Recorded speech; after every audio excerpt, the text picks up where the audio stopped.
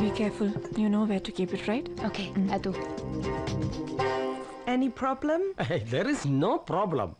On the whole, he is taking a big risk. So the understanding between us is very important. Everything should be prompt and perfect.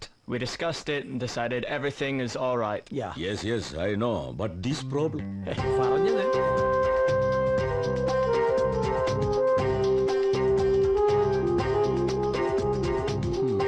പറഞ്ഞത് തന്നെ പറഞ്ഞുകൊണ്ടിരുന്നിട്ട് കാര്യമില്ല.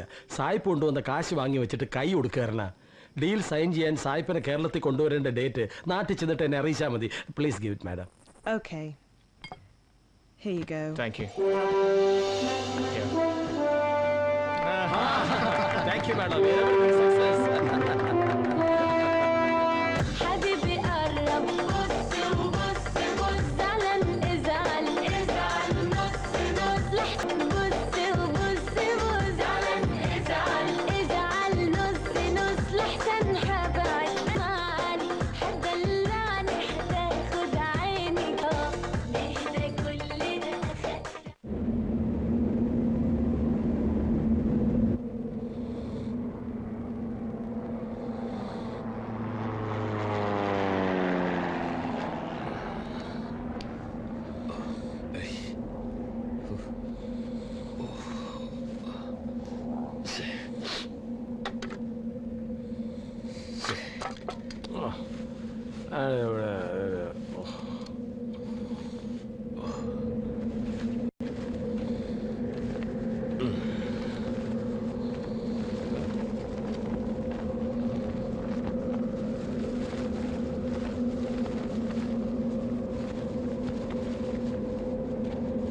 സിദ്ധാർത്ഥ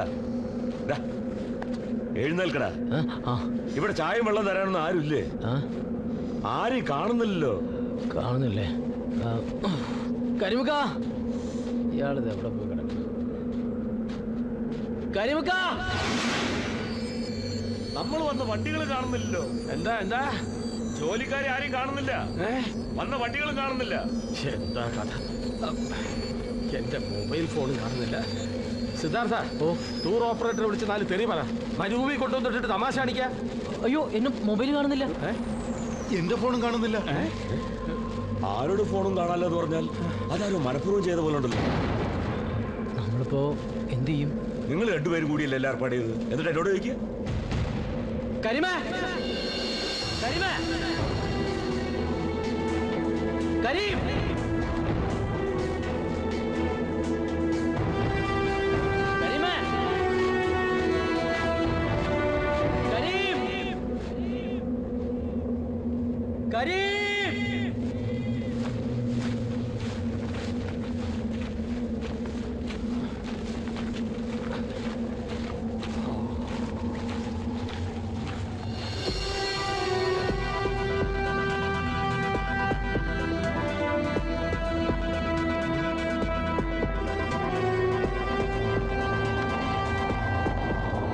ഒരു വണ്ടി വരുന്നുണ്ടല്ലോ. ഇങ്ങോട്ട് വരട്ടെ. Irresponsible idiots.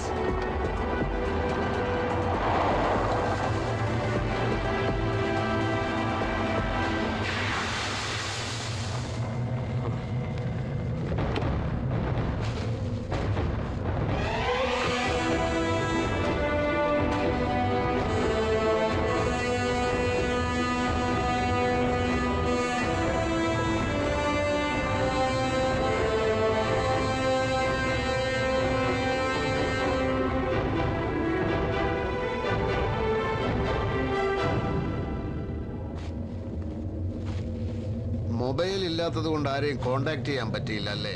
മുകുന്ദൻ, നീ എന്റെ പേര് മറന്നില്ല അല്ലേ? സന്തോഷം. മുകുന്ദനെ പറ്റി ഒരു വിവരമില്ലായിരുന്നല്ലോ. അന്വേഷിച്ചപ്പോ ഇറാഖിലോ മറ്റോ? ഇല്ല. സഖാവ് കരുണൻ എനിക്ക് വേണ്ടി കണ്ടുപിടിച്ച സ്ഥലം വിട്ടിട്ട് ഞാൻ എവിടെ പോവാൻ? വാ, നമുക്ക് ആ തണലിൽ പോയിരുന്ന് സംസാരിക്കാം. എത്ര കാലമായി കണ്ടിട്ട്. വേണ്ട കരുണ, ഈ വെയിലും ഈ മണലും എനിക്ക് വളരെ പരിചയമായി കഴിഞ്ഞു.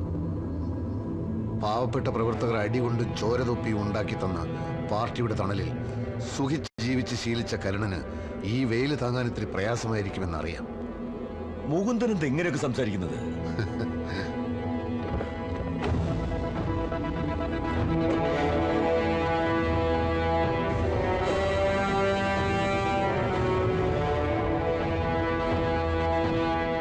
ചെമ്മണ്ണൂർക്കാരെ ഓർമ്മയില്ലേ? ഇത് കരീം ഞങ്ങളെ കുറച്ച് സഹായിച്ചു. കൂടുതൽ സംസാരിക്കാനൊന്നുമില്ല മൂന്നേട്ടാ, ആട്ടിച്ച് കൊല്ലുക വേണ്ട വഞ്ചകനെ. ജീവിതകാലം മുഴുവൻ പാർട്ടി പാർട്ടി എന്ന് പറഞ്ഞു നടന്ന സൊസൈറ്റി ഗോപാലൻ എന്ന പാവം മനുഷ്യനെ, എന്റെ അച്ഛനെ എങ്ങനെ ചതിക്കാൻ തോന്നി കരുണ നിനക്ക്? നിനക്കിപ്പ കിട്ടിയ ഈ കൂട്ടുകാരുണ്ടല്ലോ, അവരോടൊപ്പം ചേർന്ന് നീ നിന്നെ വളർത്തിയ പാർട്ടിയെയും കേരളത്തിലെ ജനങ്ങളെയും ചതിക്കുകയാണ്. അത് ക്ഷമിക്കാൻ എനിക്ക് പറ്റില്ല. അച്ഛനോടും എന്നോടും ചെയ്തത് എനിക്ക് മറക്കാൻ പറ്റും. ചതിക്കപ്പെടുക എന്നുള്ളത് ഇപ്പൊ എനിക്കൊരു ശീലമായിരിക്കുന്നു. ഞാൻ എച്ചിൽ പാത്രം കഴുകിയുണ്ടാക്കിയ പണം നിന്റെ അനന്തരവൻ തട്ടിയെടുത്തു. അയ്യോ മൂന്നിട്ട് എന്തായി പറയുന്നത്? ഞാൻ മിണ്ടരുത്.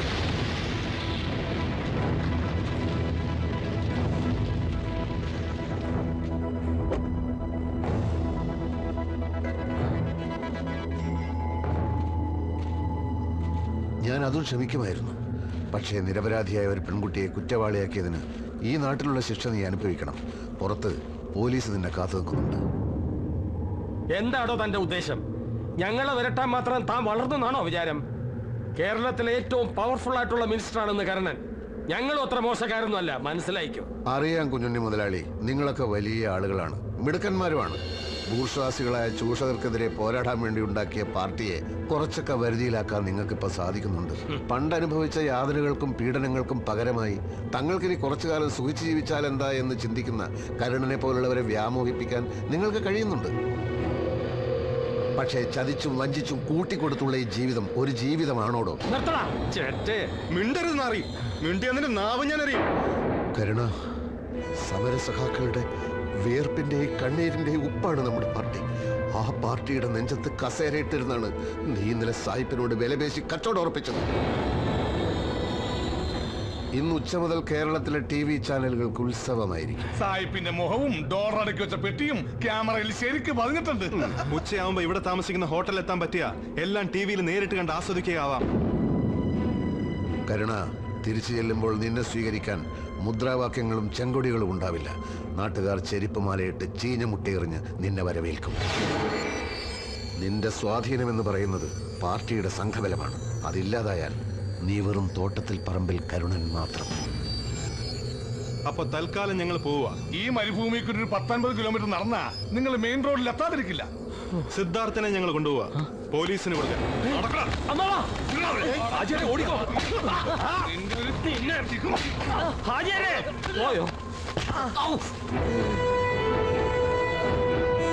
അപ്പൊ കാണാൻ സഖാവേ.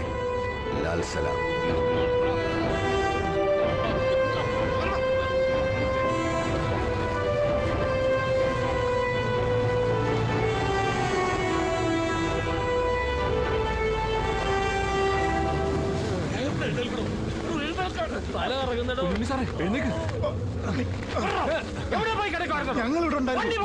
ഇനി നടന്നു പോണം. ആ മൂന്തൻ ചട്ടോ അടിയന്തരം.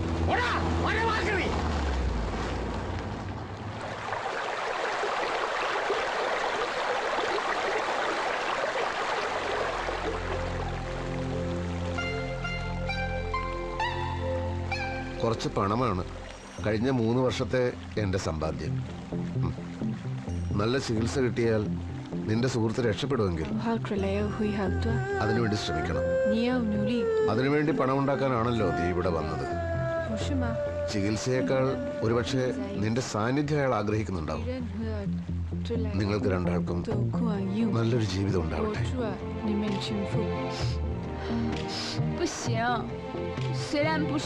വേണ്ട, നിങ്ങൾക്കുണ്ടായ നഷ്ടങ്ങൾക്ക് മനഃപൂർവ്വമില്ലെങ്കിലും ഞാനൊരു കാരണക്കാരിയാണ്. പിന്നെ നിങ്ങൾക്ക് എന്നോട് തോന്നിയ എനിക്ക് തിരിച്ചറിയാനാവാതെ പോയ സ്നേഹം, അതും എനിക്ക് തിരിച്ചു തരാൻ കഴിയുന്നില്ല. ഇനി നിങ്ങൾക്ക് ആകെ ബാക്കിയുള്ള ഈ സമ്പാദ്യം എനിക്ക് എങ്ങനെ സ്വീകരിക്കാനാവും? ചെറുപ്പകാലം തൊട്ട് എന്റെ സ്വപ്ന രാജ്യമായിരുന്നു ചൈന. നിന്നെയാണോ, നിന്നിലൂടെ ചൈനയെ തന്നെയാണോ ഞാൻ സ്നേഹിച്ചത് എന്നൊന്നും എനിക്കറിയില്ല. ഇല്ലാത്തൊരു കടബാധ്യത തീർക്കാൻ വേണ്ടി കരുതി വെച്ചിരുന്ന പണമാണിത്. അതിനിപ്പോ പ്രസക്തിയില്ലാതായി. ഞങ്ങൾ കമ്മ്യൂണിസ്റ്റുകാർ ജീവിക്കാൻ ആവശ്യമുള്ളതിൽ കൂടുതൽ പണം സൂക്ഷിക്കാൻ പാടില്ലെന്നാണ്. ബാക്കിയുള്ളത് കഷ്ടപ്പെടുന്നവർക്കുള്ളതാണ്. ഇപ്പോ നിനക്കാണിത് ആവശ്യം. ഇത് വാങ്ങണം.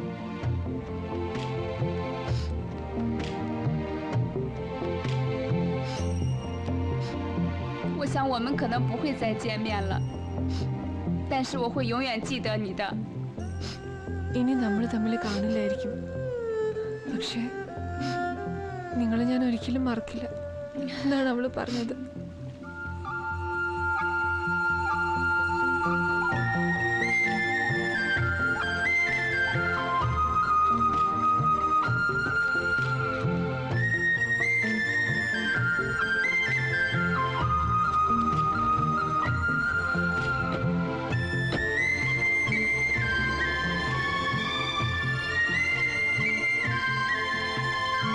ആ പണം ആവശ്യമില്ലെന്ന് എന്തടിസ്ഥാനത്തിലാണ് മൂന്നേട്ടം തീരുമാനിച്ചത്?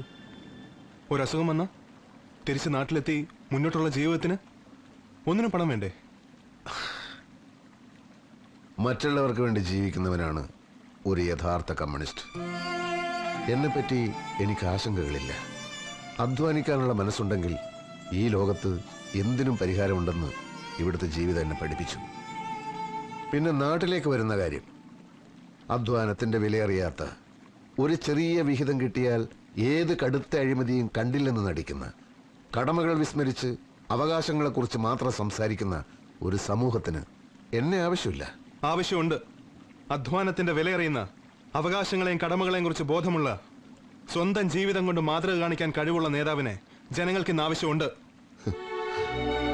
ആരുടെയും നേതാവാകാൻ ഞാനിനി ഇല്ല അൻവറെ. ഇവിടുത്തെ കന്നുകാലികളുടെയും മരങ്ങളുടെയും ഒക്കെ ഇടയിൽ ഒരു വലിയ സമത്വം ഞാൻ അനുഭവിക്കുന്നുണ്ട്. ആ അർത്ഥത്തിൽ ഞാൻ സംതൃപ്തനാണ്. ഇല്ല, മുകുന്ദേട്ടൻ അങ്ങനെ ഒളിച്ചോടാനാവില്ല. ചെമ്മണ്ണൂറുകാർക്ക് വഴിതെറ്റി പോയിട്ടുണ്ടെങ്കിൽ അവരെ തിരിച്ചു കൊണ്ടുവരാനുള്ള ബാധ്യത മുകുന്ദേട്ടനുണ്ട്. ഒരു കമ്മ്യൂണിസ്റ്റുകാരന്റെ ജീവിതം അവസാനമില്ലാത്ത പോരാട്ടമാണെന്ന് മുകുന്ദേട്ടൻ തന്നെ പലവട്ടം പറഞ്ഞിട്ടുള്ളതല്ലേ. ഒഴിഞ്ഞു മാറാൻ മുകുന്ദേട്ടന് കഴിയുമോ?